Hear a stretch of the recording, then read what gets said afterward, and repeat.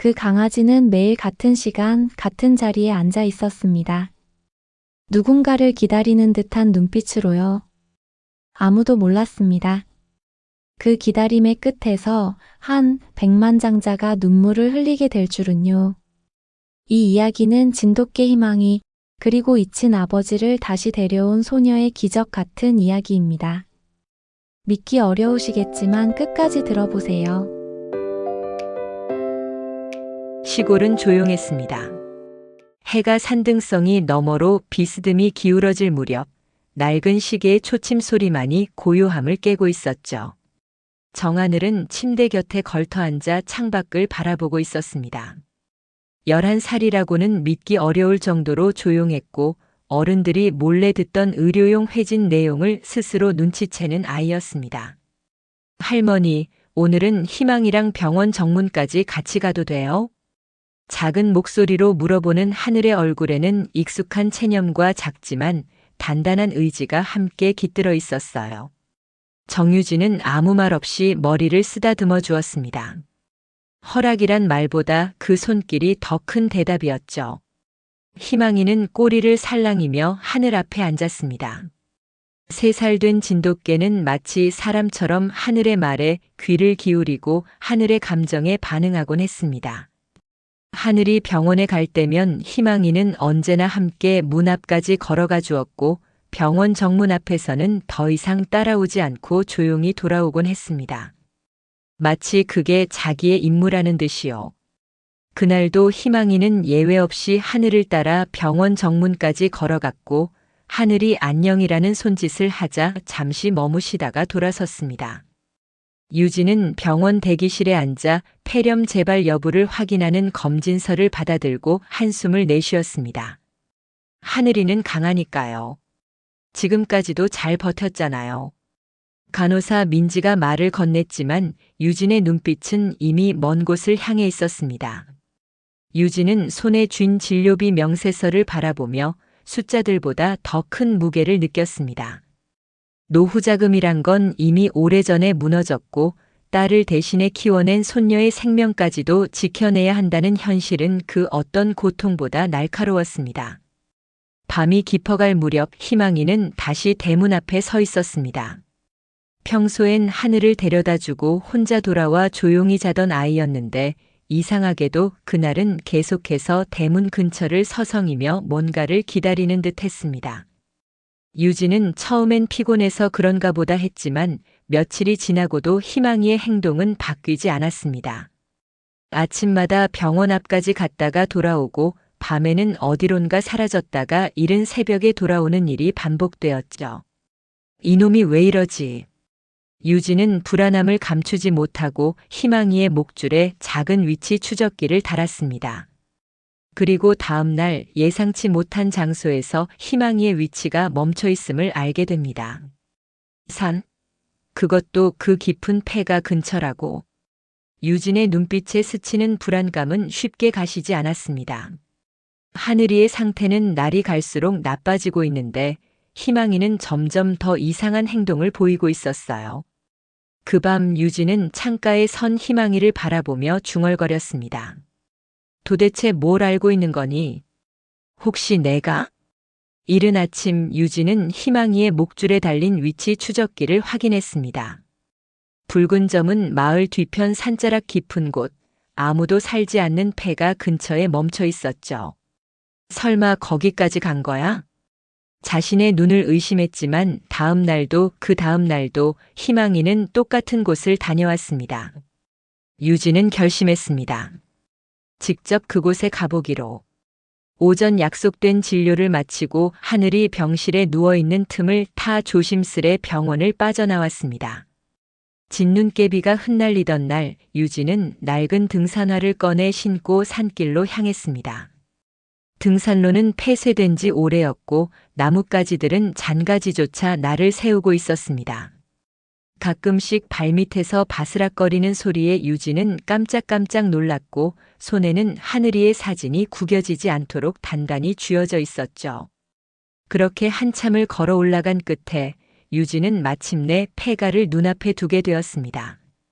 벽은 이끼와 균열로 뒤덮였고 지붕은 오래전에 내려앉은 듯 보였어요. 그런데 그곳엔 정말 누군가 살고 있었습니다. 창문 너머로 스치는 그림자 하나. 그리고 그 그림자 곁엔 하얀 진돗개 한 마리가 조용히 앉아 있었습니다. 희망이? 유진의 입에서 저절로 이름이 흘러나왔고 순간 폐가 안쪽에서 인기척이 멈췄습니다. 얼굴은 보이지 않았지만 어렴풋이 보이는 실루엣은 생각보다 훨씬 젊었고 단정했습니다. 무릎 위에는 책 한 권이 펼쳐져 있었고 그 옆에는 손때 묻은 사진 한 장이 놓여 있었어요. 흑백 사진 속에는 어린 여자아이와 젊은 여자의 얼굴이 나란히 웃고 있었죠. 유진은 잠시 숨을 죽였습니다. 그 사진 자신이 오래전에 찍었던 사진과 너무도 닮아 있었기 때문입니다. 그날 이후 유진은 매일같이 추적기 앱을 열어 폐가 주변을 확인했습니다. 희망이는 변함없이 밤이 되면 사라졌다가 새벽이면 돌아왔고 하늘은 여전히 아무것도 모른 채 침대 위에서 책을 읽으며 웃고 있었습니다. 그러던 어느 날 한 유튜브 영상이 우연히 유진의 핸드폰에 자동 재생되었습니다. 제목은 산속에서 매일 나타나는 하얀 개 혹시 귀신? 화면에는 낯익은 모습이 담겨 있었습니다. 희망이었습니다. 어두운 산속에서 하얀 털이 은은하게 빛나던 진돗개가 폐가 앞에 앉아 있었죠. 이거 누가 찍은 거야? 유진은 떨리는 손으로 영상 설명란을 눌렀고 그곳에는 영상 촬영자가 남긴 짧은 글이 적혀 있었습니다. 산에 캠핑 갔다가 이상한 개를 만났습니다. 뒤엔 사람 그림자도 있던데 도대체 누구죠? 그리고 댓글들 중 한 줄이 유진의 심장을 찔렀습니다. 아니, 이분 우리 강 회장님 아니에요? 강태호 회장 살아계신 거예요? 민석은 대도시에서 영상 편집 일을 하다 심신이 지쳐 요즘은 전국을 돌며 자연 캠핑을 즐기고 있었습니다. 그날도 우연히 들른 작은 산 아래에서 텐트를 치던 중 흰색 진돗개 한 마리가 조용히 자신을 지켜보는 장면을 포착했습니다. 예, 길 잃은 개인가? 처음엔 그렇게 생각했지만 개는 멀리 떨어진 채 도도하게 앉아 있었고 어딘가 규칙적인 루틴을 지니고 있는 듯 보였죠. 민석은 본능적으로 카메라를 꺼냈습니다. 이건 그림이 좋다. 느낌이 있어.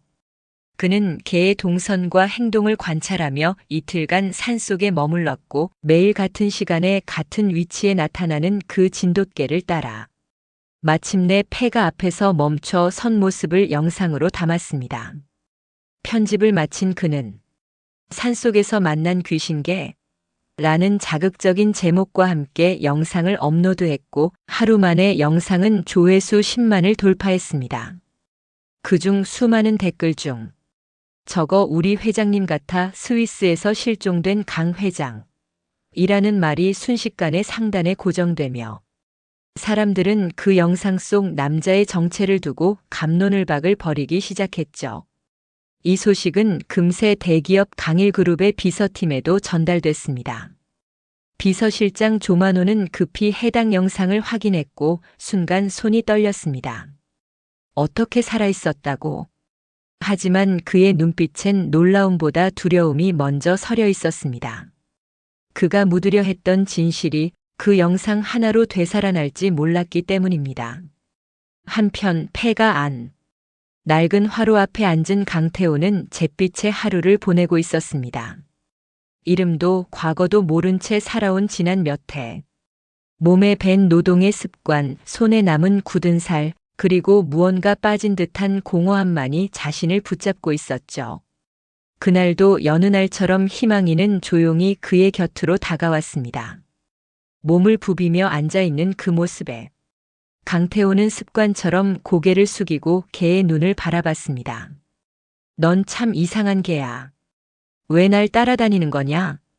그 순간 작은 마을 복지센터에서 일하는 자원봉사자가 들고 온 태블릿 화면에 우연히 유튜브 자동 재생으로 떠오른 영상 하나가 눈에 들어왔습니다. 화면 속 지금 이 폐가, 그리고 자신, 그리고 그 옆에 희망이. 그는 말없이 화면을 바라보며 천천히 손을 내밀어 스크린을 눌렀습니다. 이건 나? 어느새 희망이가 조용히 그의 손등에 머리를 얹었습니다. 가슴 깊은 곳에서 알 수 없는 무언가가 북받쳐 올랐고 그는 처음으로 자신에게 속삭였습니다. 하늘이 하늘. 희망이는 미세하게 꼬리를 흔들었고 강태호는 멍한 눈으로 허공을 바라보며 중얼거렸습니다. 도대체 나는 누구지? 그 순간부터 강태호는 매일 아침 폐가 박 산길을 걸었습니다. 그 길의 끝엔 자신이 잊은 기억이 기다리고 있다는 듯 한 걸음 또 한 걸음씩 걸어갔습니다. 그리고 늘 희망이는 그 옆에 말없이 함께 걷고 있었죠. 영상이 퍼진 지 일주일이 지났을 무렵 정유진은 한 통의 전화를 받았습니다. 선생님, 병원으로 잠깐 들르실 수 있으실까요? 하늘이 관련해서 조금 설명드릴 게 있어서요. 민지 간호사의 목소리는 평소와 다르지 않았지만 유진은 왠지 모를 예감에 가방을 부여잡고 병원으로 향했습니다. 의사와 마주한 자리에서 예상과는 전혀 다른 내용이 기다리고 있었습니다. 정하늘 양의 유전자 샘플이 최근 의뢰된 건과 일치됐습니다. 보호자께서는 혹시 아버지에 대해 알고 계신 부분이 있으신가요? 유진은 그 자리에 얼어붙었습니다. 수년 전 딸이 죽으며 남긴 단 한마디, 그 사람한텐 절대 연락하지 마세요. 제발요. 유진은 그 이후로 어떤 말도 하지 않았고 하늘에게도 아버지에 대한 이야기는 한 번도 꺼낸 적이 없었습니다. 일치된 샘플의 주인, 현재 신원은 불분명하지만 영상 속 폐가에 거주 중인 남자와 동일인으로 보입니다. 정확히 말하면 그가 하늘 양의 생물학적 아버지입니다. 순간 유진의 손에서 서류가 떨어졌습니다. 마치 오래된 죄책감이 다시 무게를 더한 듯 눈앞이 흐릿해졌고 숨이 턱 막히는 듯 했습니다. 병실로 돌아온 유진은 침대 위에서 책을 읽던 하늘을 바라보다 차마 아무 말도 꺼내지 못했습니다. 하늘은 유진의 낯선 표정을 눈치채곤 조용히 물었죠. 할머니 무슨 일 있으세요? 유진은 억지로 웃었습니다. 아니야. 그냥 오늘 바람이 좀 차서 그러네. 그날 밤 유진은 위치 추적기를 다시 켰습니다. 희망이는 여전히 산을 오르고 있었고 그 방향은 다름 아닌 폐가였습니다. 다음 날 병원 로비에 의문의 남자가 나타났습니다. 방문자 기록에도 없던 이름, 그는 고개를 숙인 채 간호사 민지에게 조용히 말했습니다. 혹시 정하늘이라는 아이가 여기 있나요? 민지는 놀란 눈으로 그를 바라봤습니다. 수척하고 말없는 그 남자.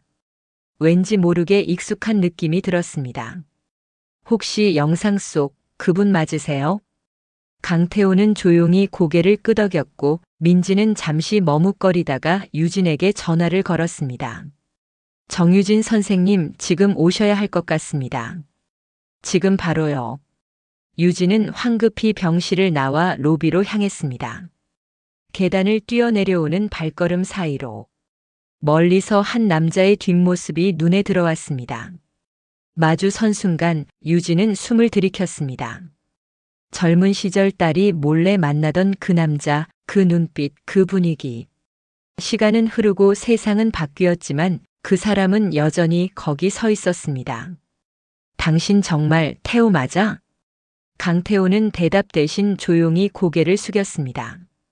죄송합니다. 제가 그동안. 유진은 손을 덜덜 떨며 입을 막았습니다. 울지도 화내지도 못한 채 한참을 서 있던 끝에 결국 입을 열었습니다. 하늘이 그 애는 지금 너한테 아빠라고 부르기엔 너무 많이 아팠어. 넌 그 시간 동안 어디 있었던 거냐고. 병실 문이 조용히 열렸습니다. 정하늘은 창밖을 바라보다 고개를 돌렸고 그 문 사이로 희망이가 먼저 모습을 드러냈습니다. 희망이는 조심스럽게 하늘의 곁으로 다가가 낮은 숨소리로 다리를 핥았습니다. 그리고 그 뒤를 따라 한 남자가 걸어 들어왔습니다. 하늘은 본능적으로 느꼈습니다. 이 사람 낯설지 않아. 하지만 말로 설명할 수 없는 그 감정에 입술이 떨릴 뿐 아무 말도 나오지 않았습니다. 강태호는 침대 옆 의자에 천천히 앉았습니다. 하늘을 똑바로 쳐다보지도 그렇다고 외면하지도 못한 채 한참을 망설이다가 겨우 입을 열었습니다. 처음 뵙겠습니다. 내가 내 아빠래.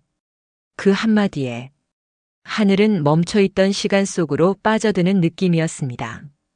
누구에게도 말하지 못했던 그 말. 난 아빠가 누군지 몰라요. 그 말이 언제부턴가 마음속 깊은 틈이 되어 있었고 오늘 그 빈틈이 누군가의 목소리로 채워졌습니다. 정말 아빠 맞아요? 하늘의 목소리는 작았지만 말끝은 떨리지 않았습니다. 강태호는 잠시 입을 다물었다가 고개를 끄덕였습니다. 그런 것 같아. 사실은 나도 기억이 다 돌아온 건 아니야. 근데 이상하게 널 보니까 가슴이 너무 아프더라. 하늘은 입술을 꾹 다문 채 희망이를 바라보았습니다. 그리고 속삭였습니다. 희망이는 알고 있었나 봐요. 언젠가 아빠를 데려올 거라고. 희망이는 고개를 조용히 숙이며 하늘의 손 위에 머리를 올렸습니다. 정유진은 병실 문 밖에서 두 사람의 모습을 지켜보고 있었습니다. 그 모습을 바라보며 무언가를 결심한 듯 천천히 등을 돌려 병실 복도를 걸었습니다. 잠시 후 민지 간호사가 조용히 다가와 말했습니다. 정유진 선생님 괜찮으세요? 유진은 담담하게 고개를 끄덕였습니다. 괜찮을 리가 있나. 근데 말이야, 하늘이한테 지금 필요한 건 내가 아니라 그 사람인 것 같아. 민지는 그 말에 잠시 고개를 숙였습니다. 그렇게 병실 안에서는 아주 작은 움직임으로 긴 시간의 공백을 메우는 대화가 이어졌습니다. 아빠 어디 있었어요? 하늘의 질문에 강태호는 한참을 말없이 앉아 있다가 조용히 손바닥을 펼쳤습니다. 여기 굳은 살. 산에서 나무하고 땔감 날랐던 손이야. 그 시간 동안 나도 많이 아팠고 너한테 갈 수 없었어. 근데 희망이가 날 데려왔어. 하늘은 강태호의 손을 바라보다 조심스럽게 손끝을 맞닿았습니다. 그 손은 따뜻하지도 매끄럽지도 않았지만 묘하게도 편안했습니다. 아빠 손 좋네요. 조금 거칠지만 안심돼요. 그 말에 강태호는 참았던 눈물을 끝내 숨기지 못했습니다. 며칠 뒤 병원에는 낯선 풍경이 펼쳐졌습니다. 강태호는 정유진의 허락을 받아 하늘 곁에서 하루 종일 머물기 시작했죠. 식사 시간에는 죽을 떠먹이고 하늘이 숨이 찰 땐 등을 다독여주며 낯설지만 성심을 다하는 손길로 아이를 돌보았습니다. 정유진은 그런 모습을 복도 끝에서 조용히 지켜보고 있었습니다. 표정은 여전히 차가웠지만 그 속에는 말 못할 감정들이 소용돌이치고 있었죠. 그 사람. 정말 몰랐던 거구나. 그 시간 동안 어디선가 하늘이를 그리워하고 있었던 거야.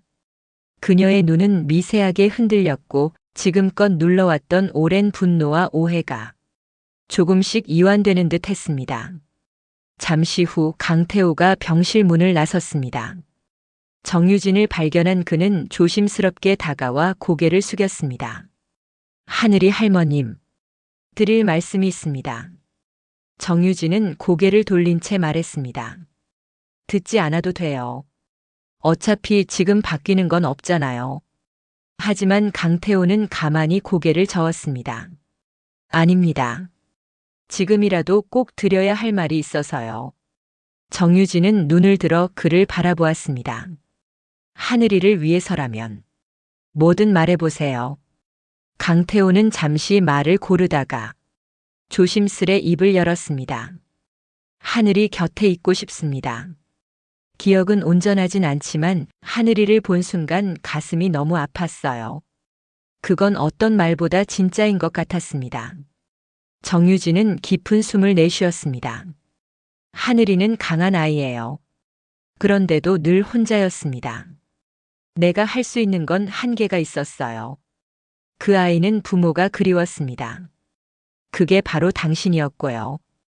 강태호는 눈을 감고 천천히 고개를 숙였습니다. 늦었지만 정말 감사드립니다. 하늘이를 지켜주셔서. 정유진은 한참을 망설이다가 처음으로 진심을 담아 말했습니다. 이제라도 함께 있어주세요. 하늘이는 지금 당신이 필요합니다. 병실 안. 하늘은 희망이의 몸을 베고 누워 있었습니다. 손끝으로 희망이의 귀를 매만지며 혼잣말을 했습니다.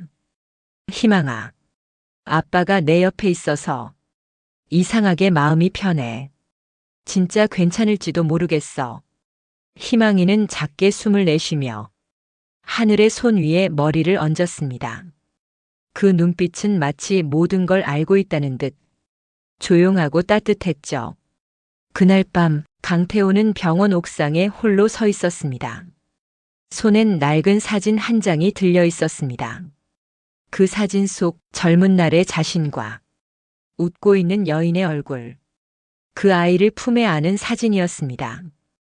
그는 사진을 오래 바라보다 입술을 떨며 조용히 중얼거렸습니다. 하늘이 엄마. 내가 정말 사랑했던 사람. 우리 딸 정말 잘 컸어. 이제 내가 지킬게. 바람이 불었고 그 옆엔 아무 말 없이 희망이가 옆자리를 지키고 있었습니다. 봄 기운이 퍼지던 어느 날 강태호는 서울 본사에서 마지막 회의에 참석했습니다. 정장을 벗은 채 수수한 셔츠 차림으로 회의실에 들어선 그를 임원들은 놀란 눈으로 바라보았죠. 회사는 이제 더 이상 제 삶의 중심이 아닙니다. 이유를 여쭤도 될까요? 누군가 조심스레 물었고 강태호는 잠시 말을 아끼다가 조용히 말했습니다. 지켜야 할 사람이 생겼습니다. 그 한마디에 회의실은 조용해졌고 강태호는 더 이상 어떤 설명도 하지 않은 채 고개를 숙여 마지막 인사를 건넸습니다. 며칠 뒤 시골집 앞마당엔 희망이가 엎드려 햇살을 받고 있었고 그 옆에 하늘이의 휠체어가 놓여 있었습니다. 하늘은 여전히 병원 치료를 병행하고 있었지만 강태호가 집 근처에 작은 별채를 마련해 함께 지낼 수 있도록 공간을 만든 것이었죠. 아빠, 오늘은 병원 안 가니까 희망이랑 뒷산까지만 가자. 괜찮지? 하늘이의 말에 강태호는 웃으며 고개를 끄덕였습니다. 좋아. 그 대신 올라가는 건 천천히. 알았지? 희망이는 그 둘 앞을 걸으며 마치 길잡이처럼 나아갔습니다. 마을 사람들은 어느새 하얀 진돗개와 아이 그리고 함께 걷는 남자의 모습을 하루 일과처럼 바라보며 인사를 건넸습니다. 회장님이 아니라 이젠 진짜 아빠가 되셨네. 적의 이름이 희망이라면서요? 이 동네에 기적을 데려왔잖아. 소문은 입에서 입으로 퍼져 어느새 지역 방송국에서 연락이 오기도 했습니다. 인터뷰 요청이 있었지만 강태호는 조용히 웃으며 고개를 저었습니다. 기적은 보여지는 게 아니라 사는 겁니다.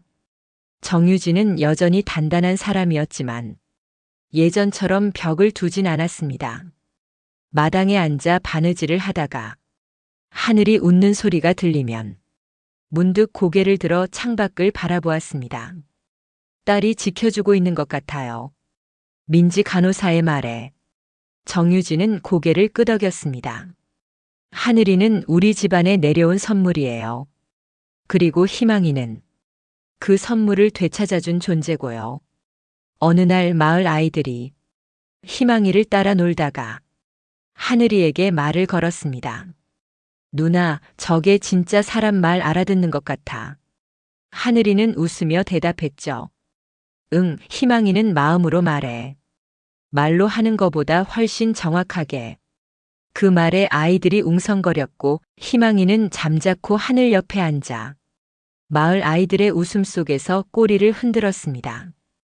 그날 밤 강태호는 마루 끝에 앉아 하늘의 잠든 얼굴을 바라보며 손에 작은 나무를 깎았습니다.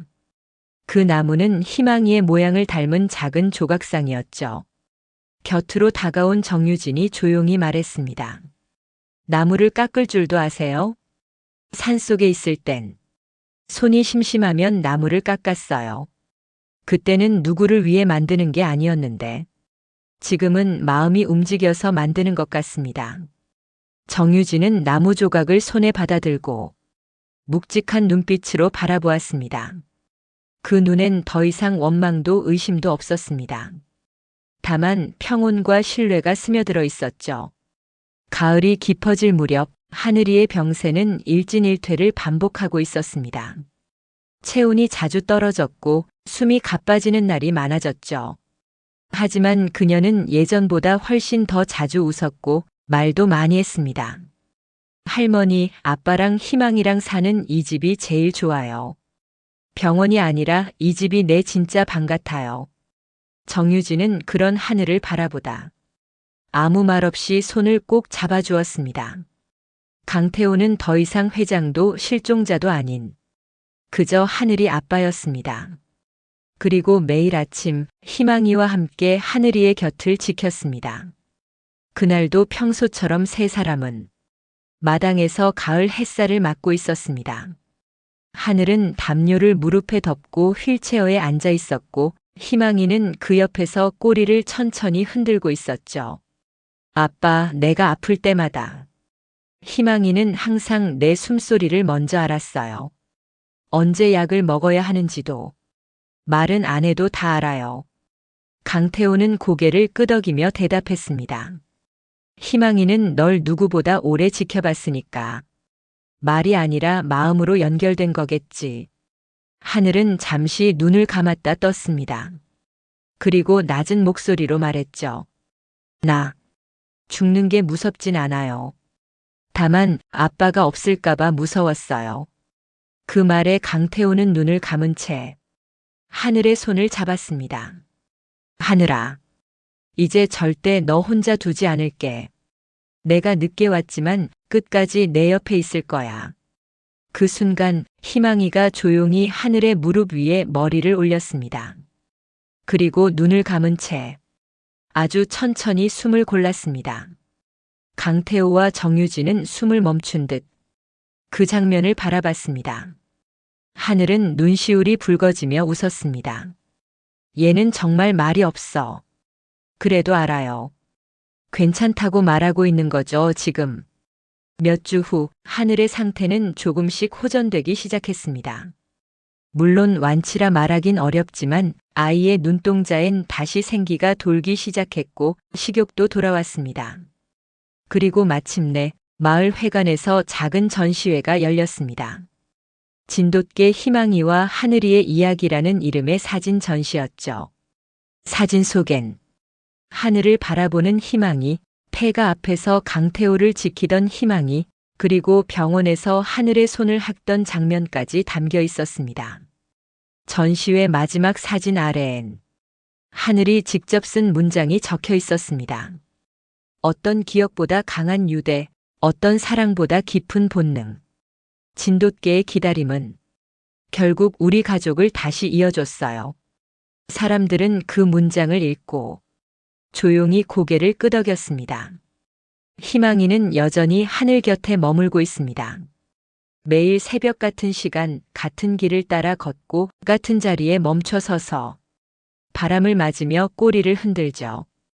그리고 그 풍경을 사람들은 오늘도 말없이 바라봅니다. 마치 누군가를 오래 기다려본 사람처럼 그 기다림이 얼마나 위대한 일인지 처음으로 깨달은 것처럼요. 잃어버린 시간이 다시 흐르기 시작했습니다.